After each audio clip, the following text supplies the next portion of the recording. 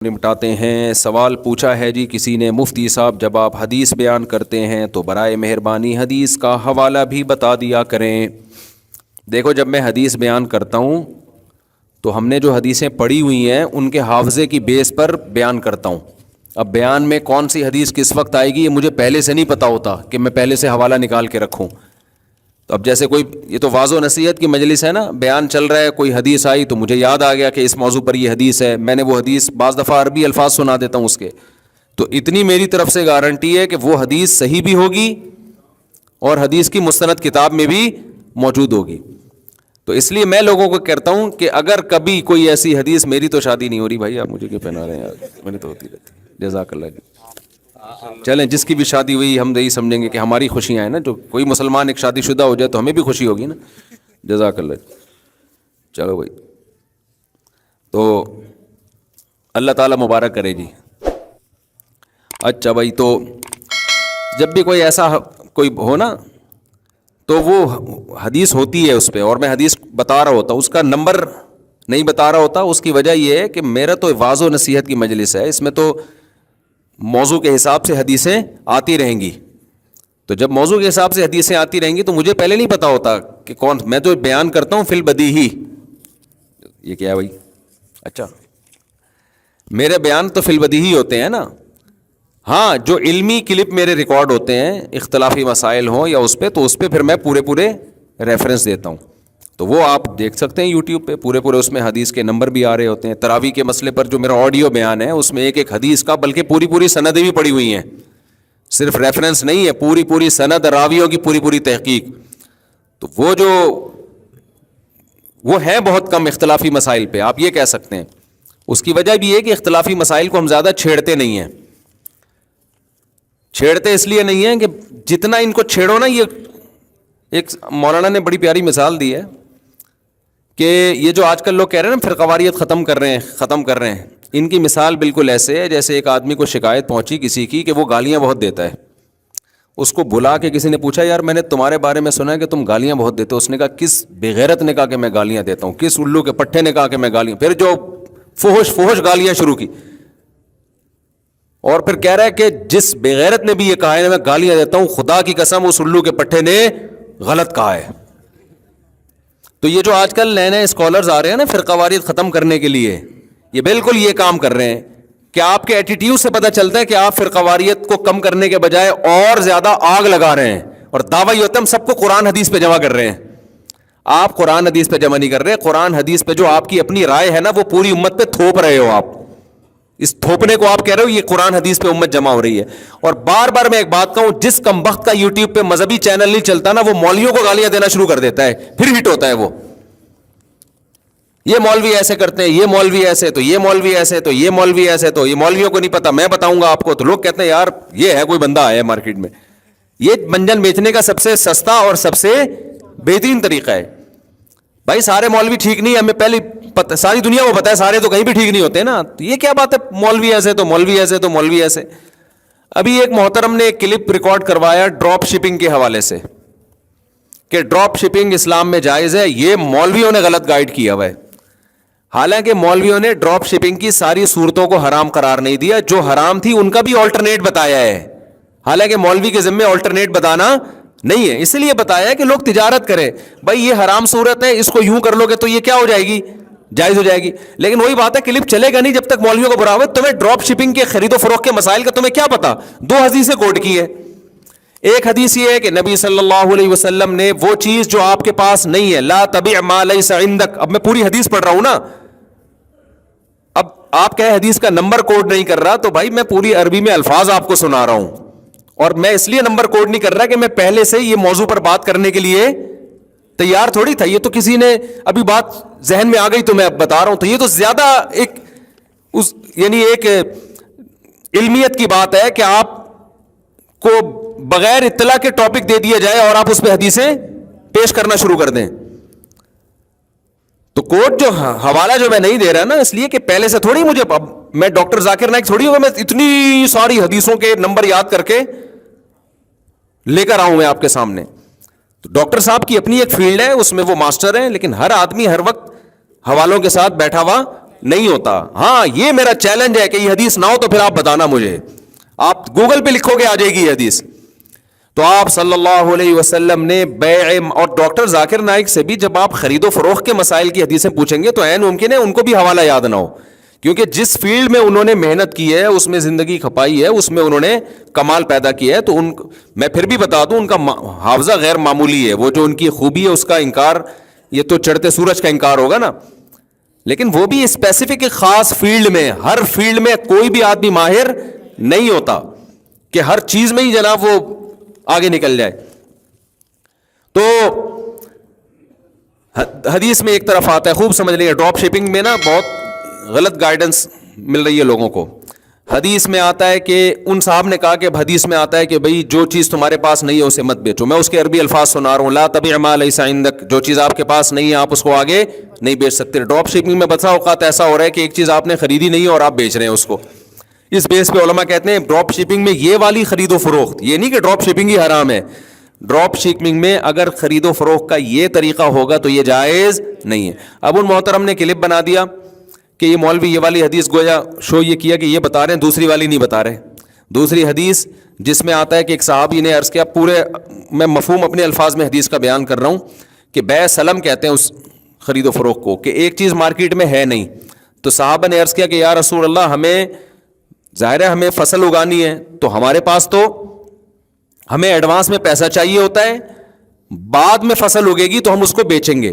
تو آپ صلی اللہ علیہ وسلم نے 6 شرطوں کے ساتھ اس کی اجازت دی کہ ایک چیز آپ کے پاس نہیں ہے. میں اس کو عام مثالوں سے سمجھاتا ہوں. دیکھو ایک آدمی کسان کے پاس جاتا ہے کہ بھائی مجھے پیاز کی اتنی بوریاں چاہیے. کسان کہتا ہے پیاز ابھی اگا ہی نہیں ہے, معدوم ہے نا, معدوم ہے ہی نہیں ابھی. تو کسان کہتا ہے بھائی مجھے ضرورت ہے پیسوں کی, تو آپ ایڈوانس میں اتنے پیسے دے دو تاکہ میں پیاز اگاؤں اور 6 مہینے کے بعد آپ کو اتنی بوریاں پہنچا دوں. یہ معدوم چیز ہے, تو یہ بیع جائز نہیں ہے, لیکن چند شرطوں کے ساتھ نبی صلی اللہ علیہ وسلم نے اس کی اجازت دی.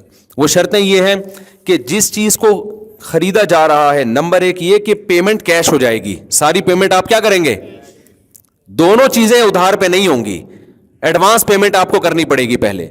نمبر 2, جو چیز کسان یا کوئی بھی شخص بیچے گا وہ مثلیات میں سے ہو. مثلیات کہتے ہیں ان چیزوں کو بالکل اس جیسی نظیر مارکیٹ میں ملتی ہو. مثال کے طور پر آلو ہے, کوئی متعین تو نہیں ہوتا نا, آپ نے کہا 1 کلو آلو, اس کی آپ جب صفت بیان کر دیں گے تو مارکیٹ میں یہاں نہیں ملا تو وہاں مل جائے گا, وہاں نہیں ملا تو وہاں مل جائے گا. آپ نے کہا بھائی فلاں قسم کا باسمتی چاول میں آپ سے خرید رہا ہوں, اتنی بوریاں چاہیے مجھے, وہ چاول یہاں نہیں ہے تو مارکیٹ میں دوسری جگہ وہ موجود ہو. اس کو کہتے ہیں ذمے میں کوئی چیز آ جائے جس کی مثل ہو. بکرا جو ہے نا, بکرا یا گائے, یہ مثلیات میں سے نہیں ہے. مثلیات کی آسان ڈیفینیشن یہ ہے جو کیل کر کے یا وزن کر کے بکتی ہوں, کیل کر کے یا وزن کر کے. کپڑا جو ہے نا, کپڑا خاص کمپنی کا اور خاص کلر کا, یہ تو مثلیات میں سے ہوگا, لیکن صرف کپڑا آپ نے کہہ دیا تو یہ مثلیات میں سے نہیں ہے. سمجھ رہے ہیں بات کو؟ تو آپ نے یہ جتنی بھی گاجریں ہیں, دالیں ہیں, چاول ہے, یہ ساری مثلیات میں سے ہیں. تو ان میں نبی صلی اللہ علیہ وسلم نے وہ چیز جو ابھی ہے ہی نہیں اس کو بیچنے کی اجازت دی, لیکن آپ صلی اللہ علیہ وسلم نے شرط لگائی کہ الا اجل معلوم, مدت متعین. تو پہلی بات تو یہ اجل ہونی چاہیے. اجل کا مطلب ایک خاص ٹائم کے بعد وہ ڈیلیور کرے گا. ابھی اگر اس کے پاس موجود ہے اور آپ نے اشارہ کر دیا کہ میں یہ تم سے خرید رہا ہوں, تو پھر اس میں یہ بیع سلم جائز نہیں ہے, کیونکہ وہ تو موجود ہے نا, اس کو تو فوراً آپ اٹھا کے دیں. ابھی اس میں یہ ادھار والا معاملہ نہیں چلے گا. تو کیل معلوم ہونا چاہیے, اجل معلوم ہونا چاہیے, اس کی جو صفات ہیں پوری اتنی اچھی طرح ایکسپلین ہو جانی چاہیے کہ بعد میں جب وہ ڈیلیور کرے تو نزاع کا خطرہ بالکل ہو ہی نہیں کہ آپ کیا میں نے تو یہ کہا تھا تم یہ اٹھا کے لے آئے. تو یہ مثلیات میں تو ہوتا ہے, جو چیزیں ہم مثل نہیں ہیں ان میں نہیں ہوتا. سمجھ رہے ہیں بات کو؟ ہم مثل نہیں ہے. جیسے آپ کی مخصوص بائک ہے, 1 سال پرانی ہے, چلا چلا کے آپ نے پرانی کر دی, اس بائک کو جب آپ بیچو گے تو بیع سلم کے طور پہ نہیں بیچ سکتے, کیونکہ اس کو آپ جتنا مرضی ایکسپلین کرو گے بالکل اس جیسی بائک مارکیٹ میں نہیں ہوگی. ہاں 0 میٹر بائک میں بے سلم کر سکتے ہیں, 0 میٹر گاڑی میں بھی بے سلم کر سکتے ہیں. سمجھ میں آ رہی ہے بات؟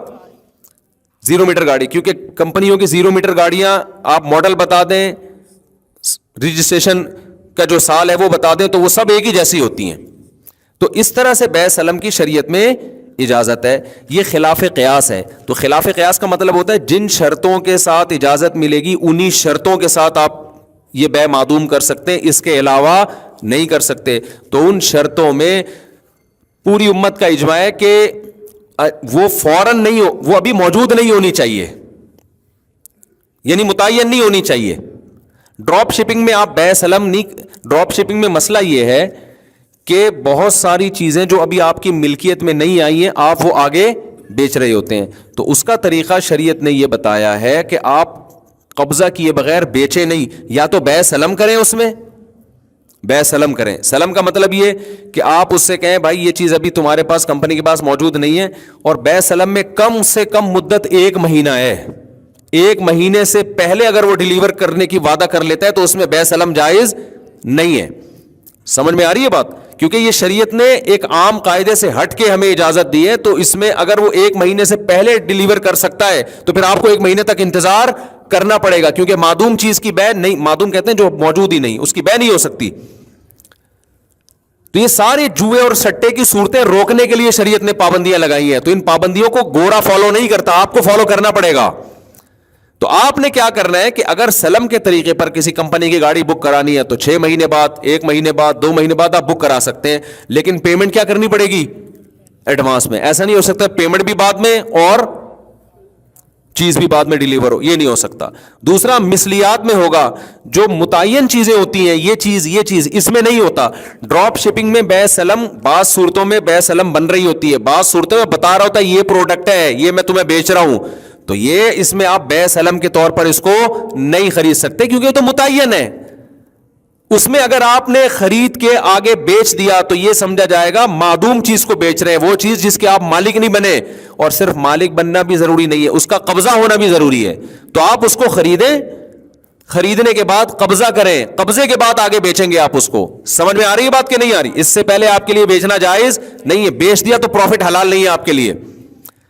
اچھا, یہ جو محترم آئے ہیں مارکیٹ میں, انہوں نے کہا کہ یہ مولوی لوگ حدیث کو گویا سمجھے نہیں ہے. حدیث میں جو آتا ہے نا کہ جو چیز تمہارے قبضے میں, یہ میں اس پہ پراپر وے میں نا کلپ ریکارڈ کرواؤں گا, کیونکہ ابھی یہ جمعے کا بیان ہے اور موضوع بھی خشک ہے نا خرید و فروخت کے مسائل کا, تو یہ لوگوں کے زیادہ تر اوپر سے ہی گزر جاتا ہے. تو میں پراپر ڈراپ شپنگ کے جتنے شرعی احکام ہیں میں پراپر انشاءاللہ اس پہ کلپ ریکارڈ کرواؤں گا. اور یہ بات دماغ سے نکال دیں, بعض لوگ مولویوں کے خلاف ذہن بنا رہے ہیں کہ انہوں نے ہر چیز کو حرام قرار دیا ہوا ہے, یہ چاہتے ہی نہیں کہ لوگ پیسہ کمائیں, مسلمان ترقی میں پیچھے پڑ جائیں. جب یہ کرپٹو کرنسی آئے نا, اتنا لوگوں نے ہم پہ دباؤ ڈالا کہ ہم اس کو فرض قرار دیں, حلال نہیں بلکہ اس کی خرید و فروخت کو فرض قرار دیں ہم. اور تانے دیے جا رہے تھے کہ ابے یہ تجارت میں لوگوں کو پیچھے دھکیل رہے ہیں, یہ یوں کر رہے ہیں, یہ دیکھو یہ چاہتے ہی نہیں یہ لوگ پیسہ کمائیں, خود تو یوٹیوب سے پیسے کماتے ہیں چینل بنا بنا کے اور دوسروں کو منع کیا ہوا. اتنے تانے. آج وہ جو کرپٹو کرنسی کے بڑے بڑے وہ تھے نا جو گن پوائنٹ پہ ہم سے کہہ رہے تھے کہ اس کو کرو کہ یہ حلال ہے, حالانکہ ہمیں نہ حلال کہنے میں فائدہ نہ حرام کہنے میں. تو آج جب کرپٹو کرنسی ان کو لے کے ڈوبی ہے نا, تو آج وہ الٹا تانے دے رہے ہیں کہ یہ مولوی لوگ اس کو شروع سے حرام کیوں نہیں کہتے تھے. تو جس کا جو مفاد ہوتا ہے مولویوں پہ لا کے تھوپنا شروع کر دیتا ہے وہ. تو یہ جو نبی صلی اللہ علیہ وسلم نے وہ چیز جو آپ کے پاس نہیں ہے اسے بیچنے سے منع کیا, تو محترم اس کی وجہ یہ بتا رہے ہیں کہ ایکچولی اس میں آپ کو نقصان کا خطرہ ہے. آپ وہاں سے خریدو گے پتہ نہیں کس ریٹ پہ ملے, آپ نے کسی اور سے کسی اور ریٹ کا وعدہ کر لیا تو ایکچولی یوں ہو جائے گا. تو اس لیے آج کل تو ایسا نہیں ہے, کمپنیوں کے ریٹ متعین ہے, آپ کو پتہ ہے جب جاؤں گا مارکیٹ میں مل جائے گی. تو اس لیے آج کل یہ بے معدوم بھی جائز ہے. یہ محترم نے لاجک ہی غلط پیش کی ہے. خوب سمجھ لو, جو چیز نہیں ہے اس کو بیچنا صرف اس لیے حرام نہیں ہے کہ بعد میں دھوکے کا خطرہ ہے, اس کی بڑی وجہ یہ ہے کہ جس چیز کا آپ رسک نہیں لیتے اسلام اس پہ پروفٹ کمانے کی بھی آپ کو اجازت نہیں دیتا. یہ اصل لاجک ہے. اس لیے کہتے ہیں مسائل علماء سے پوچھا کرو, ہر پاگل سے پاگل نہ, جو حکیم نہیں ہے وہ حکیم بنا ہوا ہے, جو ڈاکٹر نہیں ہے وہ ڈاکٹر بنا ہوا ہے, جو مفتی نہیں ہے مفتی بنا ہوا ہے. الخراج بالضمان, یہ اسلام کا متفقن علیہ اصول قرآن و سنت سے ثابت ہے دیکھو پروفٹ کی دو قسمیں ہیں. اب یہ بات چل پڑی ہے تو ادھورا کلپ بنائیں گے, لوگ غلط گائیڈ کریں گے. جلدی سے بہت آسان کر کے سمجھاؤں گا. یہ ساری زندگی آپ کو خرید و فروخت کا یہ مسئلہ ہے نا, خرید و فروخت میں فائدہ پہنچائے گا. جب بھی آپ پیسہ کماتے ہیں تو دو طرح سے کماتے ہیں, یا تو کوئی عمل کر کے, کسی عمل کی اجرت مل رہی ہوتی ہے آپ کو, یا آپ اپنی کوئی چیز ہوتی ہے اس پہ پروفٹ لیتے ہیں. ٹماٹر کی مثال ہم دیتے ہیں, بہترین چیز ہے ٹماٹر, نام لینے میں بھی اچھا لگتا ہے. خربوزہ زیادہ اچھا. خربوزہ, آپ نے خربوزہ اٹھایا, یہ کس کا خربوزہ ہے؟ آپ کا خربوزہ خریدا آپ نے, 50 روپے کا خربوزہ آپ نے اٹھایا. اب آپ یہ خربوزہ بیچ کے 60 روپے میں بیچ رہے ہو, تو اس خربوزے پہ 10 روپے کما رہے ہو, عمل پہ نہیں, خربوزے پہ کما رہے ہو, اپنی چیز پہ. بیچنے کا عمل تو ہے, لیکن اس بیچنے کے عمل کے الگ سے کوئی پیسے نہیں مل رہے. آپ کو پیسے کس سے مل رہے ہیں؟ خریدنے والا جو پیسے دے رہا ہے اس پروسیس کے پیسے نہیں دے رہا, خربوزے پہ 10 روپے آپ کو زیادہ دے رہا ہے. یہ ہے اس چیز کا پروفٹ. اور نفع کی دوسری قسم ہوتی ہے عمل کا پروفٹ. خربوزہ وسیم کا, خریدنے والا ستار. آپ نے دونوں کے درمیان خرید و فروخت کا عمل کروایا, یا آپ نے وسیم کا خربوزہ قبضہ لیا اور آپ نے کہا وسیم بھائی میں تمہارا خربوزہ مارکیٹ میں بکواتا ہوں, مجھے 10 روپے دے دینا اس کے.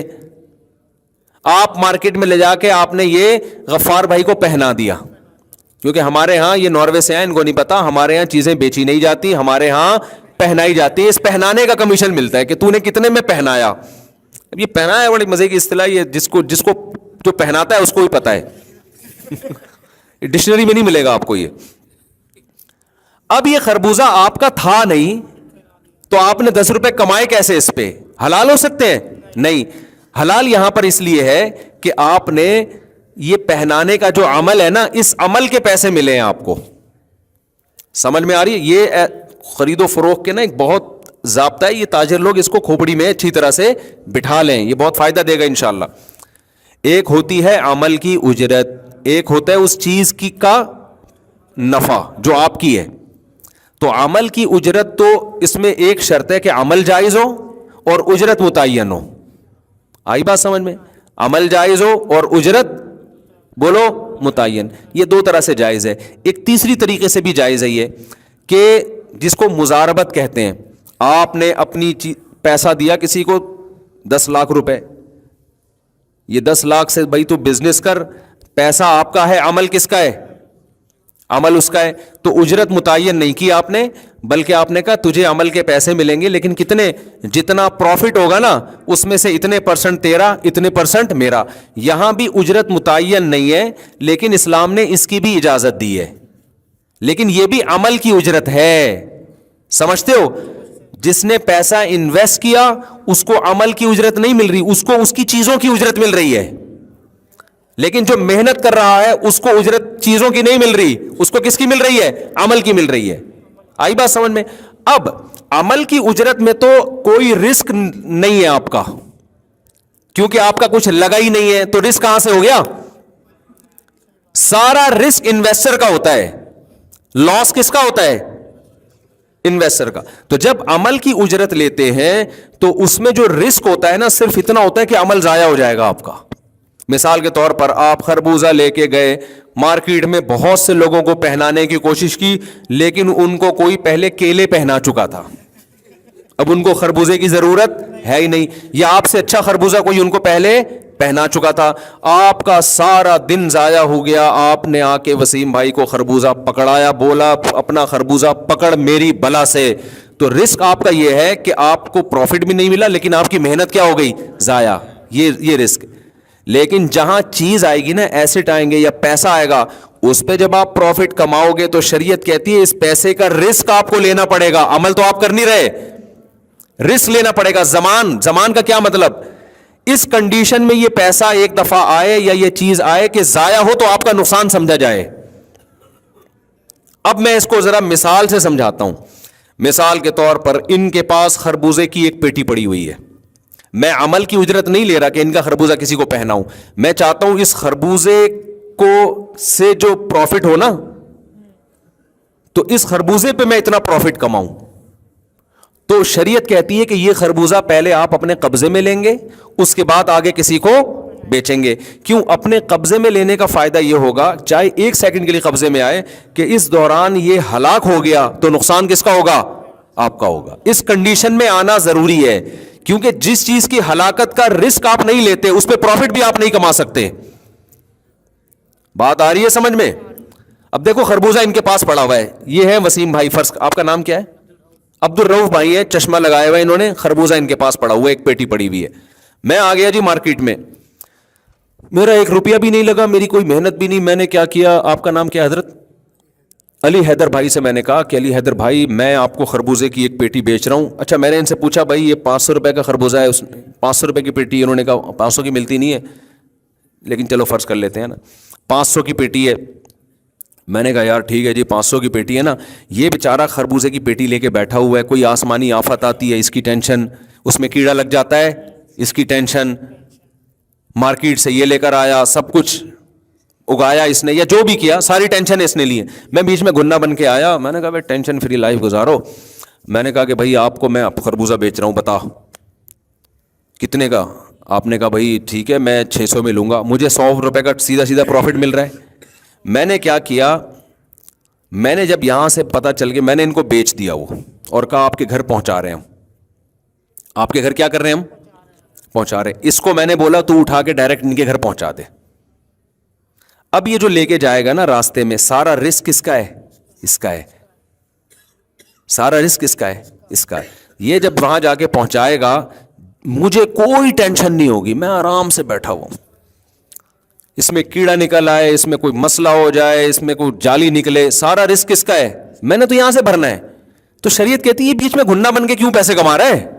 اس سے پیسے کی تقسیم میں اعتدال نہیں رہتا. کچھ لوگ بیچ میں رسک اٹھائے بغیر گھستے ہیں, اس سے چیزوں کی ویلیو خام خام میں بڑھتی ہے, اور رسک لینے کے لیے وہ تیار نہیں ہوتے. اس سے کئی لا یکون دولتم بین الاغنیاء منکم, جو اسلام چاہتا ہے دولت کی تقسیم منصفانہ ہو, اس منصفانہ تقسیم میں بہت بڑا ایک دھچکا لگتا ہے.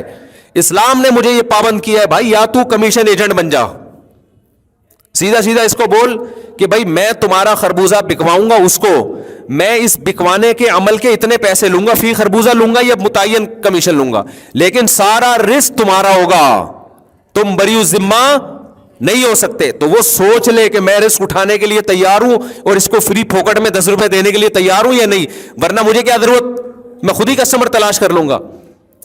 آئی بات سمجھ میں؟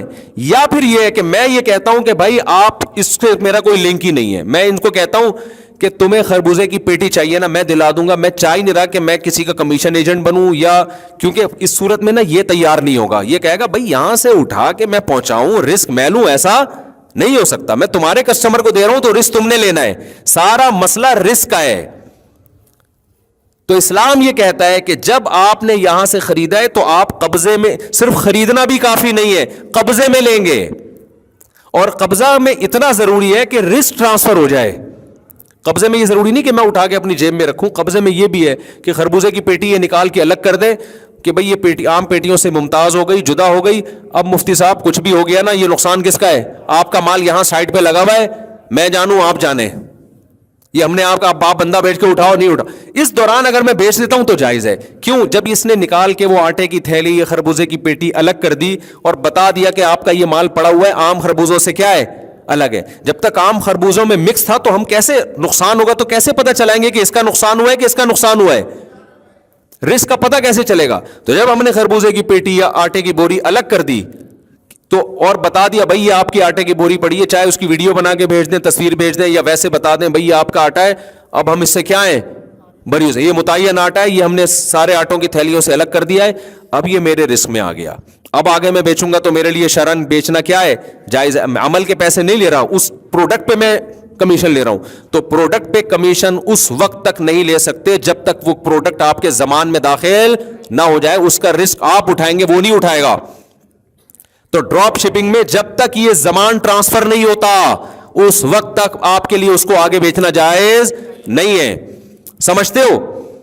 ہاں, تدبیر یہ ہے کہ آپ خریدو نہیں نا, خریدنے کا وعدہ کرو, بیچو نہیں, بیچنے کا وعدہ کرو, یہ جائز ہو جائے گا. پھر مثال کے طور پر عبد الرؤف سے میں نے خربوزے کی پیٹی اٹھائی, میں نے کہا بھائی میں اٹھاؤں گا, ابھی اٹھا نہیں رہا, وعدہ ہے, ابھی میں نے خریدی نہیں ہے. پھر میں نے ان سے کہا بھائی میں اتنے کا خربوزہ بیچ رہا ہوں, بتا بھائی خریدے گا؟ وہ کہاں خریدوں گا. خریدا نہیں ہے, خریدنے کا وعدہ کرے.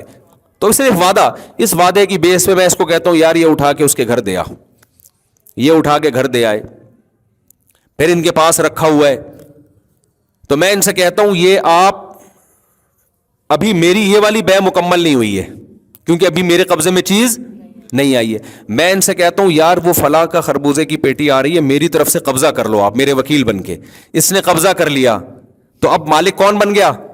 میں بن گیا, اور میرے قبضے میں بھی آ گئی, کیونکہ وکیل کا قبضہ موکل کا قبضہ ہوتا ہے. پھر میں اس کو دوبارہ فون کروں گا, بھائی بتا یہ چیز تجھے پسند آ رہی ہے یہ میری, ابھی نقصان ہوگا کس کا ہوگا؟ اس کے ہاتھ میں نقصان ہوگا تو کس کا ہوگا؟ میرا. میں بولوں گا یہ چیز ابھی میری ہے, تجھے میں نے اپنا وکیل بنایا, تو اس پہ قبضہ کر, اب بتا یہ پسند آ رہی ہے کہ نہیں آ رہی. اگر وہ کہے نہیں پسند آ رہی تو یہ گلے کس کے پڑے گی؟ لوگ اس گھننے پن میں نا کہ ہم رسک کوئی نہ لیں, نقصان کا ذرا بھی ہمیں نہ ہو, بیٹھ کے نوٹ چھاپنے کی ہم کیا بن جائیں؟ مشین بن جائیں. پھر وہ آتے ہیں مولویوں نے پابندیاں لگائی ہوئی. مولوی کو کیا ہو رہا ہے تیرا خربوزہ بکے یا نہ بکے؟ بھائی اسلام کی پابندیاں ہیں, یہ گورے کے پاس نہیں ہے, تبھی وہاں دولت کی تقسیم منصفانہ نہیں ہے, انتہائی غیر منصفانہ ہے.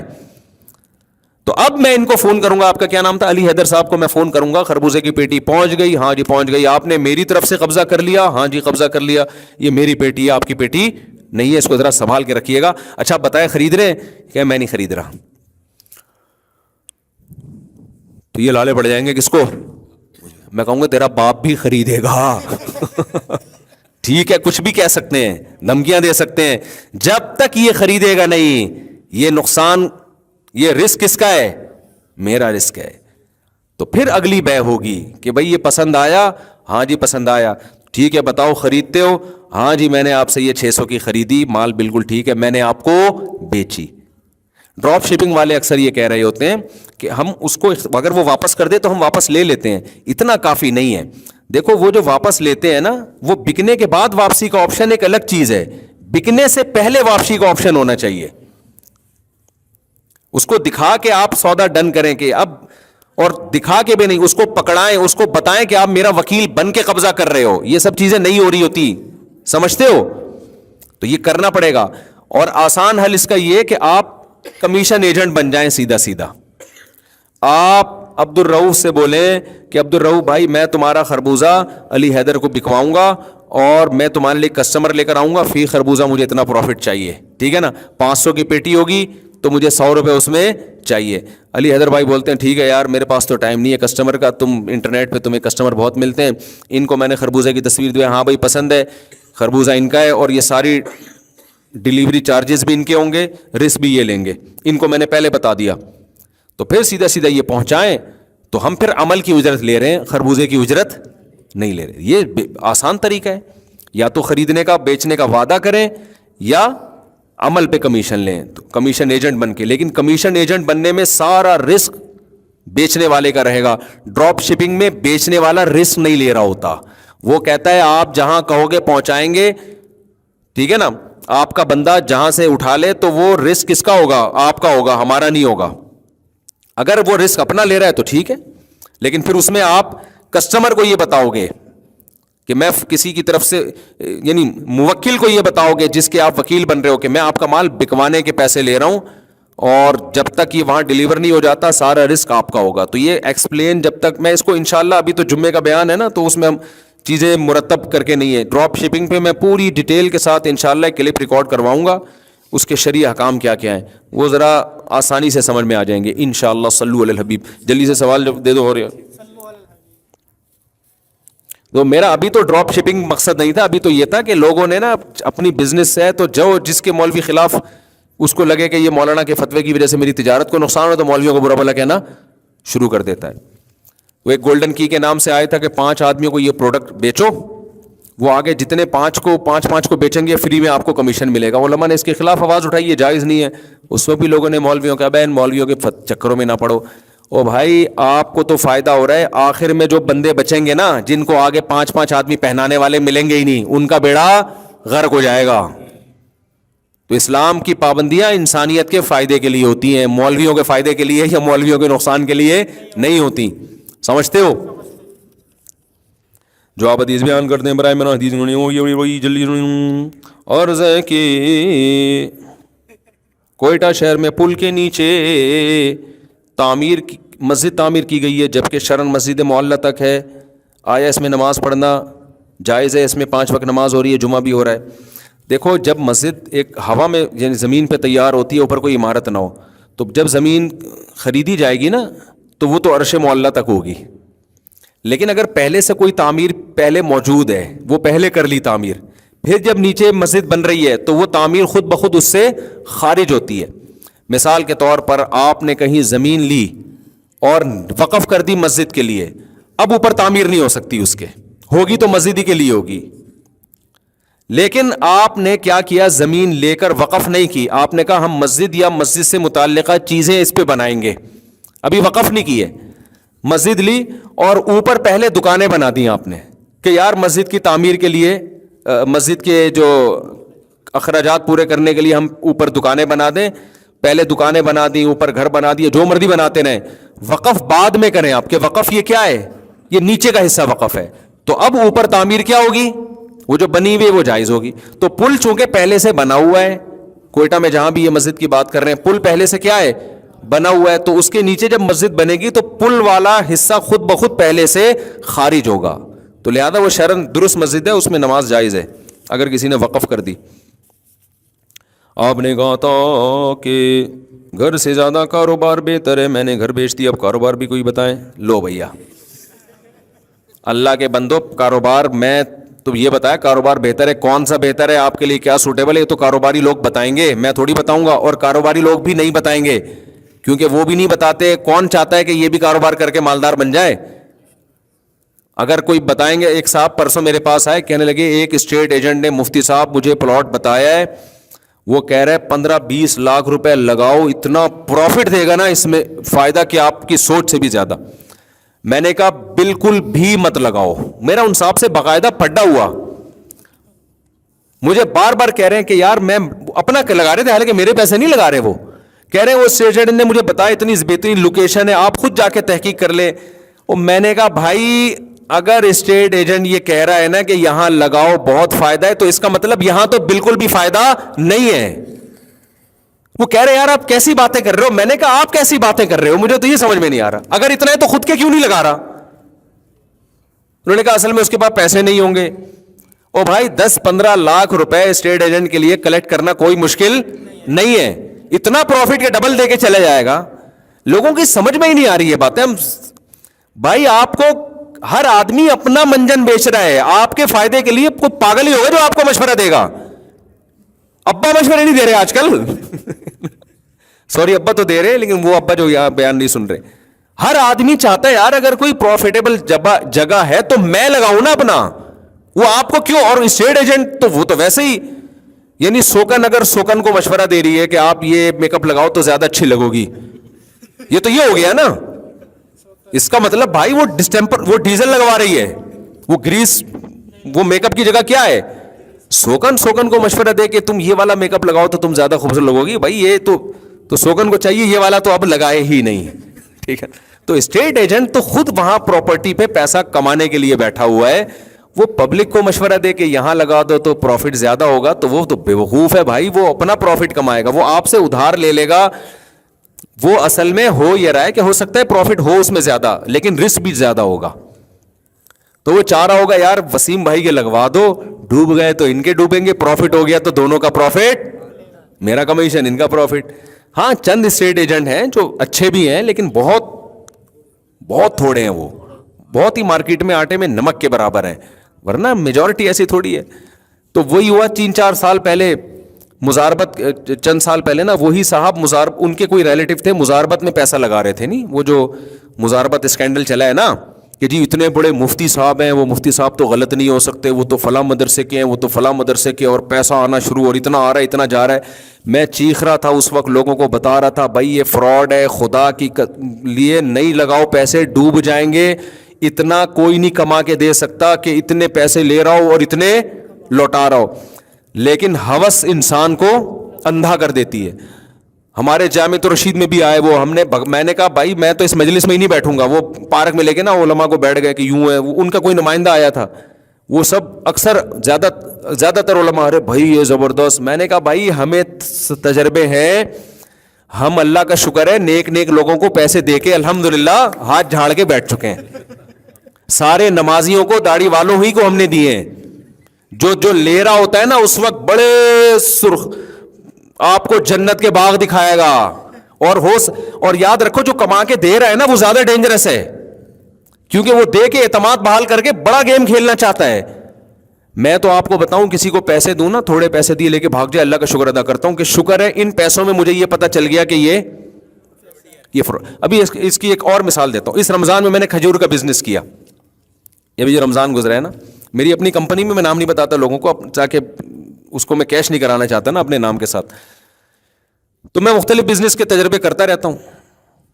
سب سے اچھا بزنس جس کے پاس ٹائم نہیں ہے نا اس کے لیے پراپرٹی کا ہے. یہ خوب سمجھ لو, جس کے پاس, ہمارے جیسے آدمی جن کے پاس بزنس کا ٹائم نہیں ہے تو ان کے لیے سب سے اچھا بزنس کیا ہے؟ پراپرٹی کا. لیکن اسٹیٹ ایجنٹ کوئی بہت ہی 100 میں کوئی ایک ایماندار مل جائے تو اچھی بات ہے, نہیں تو خود جا کے آدمی جو پلاٹ نہیں بک رہا نا اس کو خریدنے کی کوشش کرو, جو نہیں بیچ رہا. صحیح ہے نا, کیونکہ جو آدمی پلاٹ نہیں بیچ رہا ہوتا قیمتی اکثر وہی ہوتا ہے, اکثر, زیادہ ہمیشہ نہیں. جو بیچ رہا ہوتا ہے اس کا مطلب وہ جان چھڑانے کے موڈ میں. لیکن یہ قاعدہ کلیہ نہیں ہے.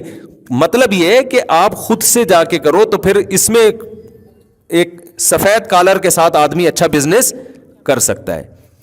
تو ہمیں ہوتا رہا کہ یار اب کوئی اور بزنس کریں, تو ہمیں ہوا کہ جی ہم کھجور کا کرتے ہیں.